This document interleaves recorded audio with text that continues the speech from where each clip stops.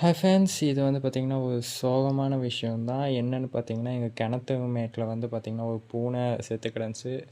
அது எப்படி செத்துச்சுன்னு எனக்கு தெரியல. ஏன்னா நான் வந்து தண்ணி விடும்போது தண்ணியில் மிதந்துட்டு வரும்போது தான் பார்த்தேன். வாய்க்கால் கரையில் இருந்துச்சு. அண்டு நான் அதை வந்து கிணத்து பக்கத்துலேயே ஒரு வாய்க்காலை பறைச்சி புதைச்சிட்டேன். மீன்ஸ் தண்ணி எதுவும் வந்தால் பறைக்காமல் இருக்கிறதுக்கு. அண்டு இப்போ மழை வருது, பறைக்காமல் இருக்கிறதுக்கு நான் கல் வச்சுட்டு வந்துட்டேன்.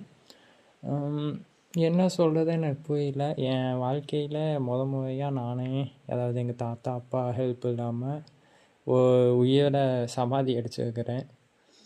கொஞ்சம் கஷ்டமாக தான் இருக்குது. ஏன்னா சும்மாவே நான் கொஞ்சம் இலகுன மனசுடையவன். கொஞ்சம் ஃபீலிங்காக இருக்குது. ஏன்னா நானும் குழந்தையில பூனை கனவு நாள்துருக்கேன். அப்போ எங்கள் அம்மா சொன்னாங்க, இந்த மாதிரி பூனை வாசலில் வந்து செத்து போச்சுடான்னு. பாய்சன் வச்சுருப்பாங்க, அதனால் சாப்பிட்டு வந்து செத்துருக்கோம். அது நம்ம வீட்டுக்கு வந்து சாவது கொஞ்சம் வெளியே தான் சாகும்னு சொல்லியிருக்காங்க. அந்த மாதிரி இந்த பூனையும் அவங்க ஓனர் ஒரு வேளை என்ன மாதிரி ஒரு குழந்த வந்து வளர்த்துருந்துச்சுன்னா அந்த குழந்தை எவ்வளோ கஷ்டப்படுன்னு எனக்கு புரிஞ்சுக்க முடியுது. இதை நான் வந்து என் யூடியூப் சேனலுக்கு சும்மா வைக்கணும்னு நினச்சேன். அதனால் எந்த விதமான விஷுவல்ஸும் இல்லை. சும்மா நான் கேட்டுக்கிறதுக்காக இதை வந்து ரெக்கார்ட் பண்ணிகிட்ருக்கேன்.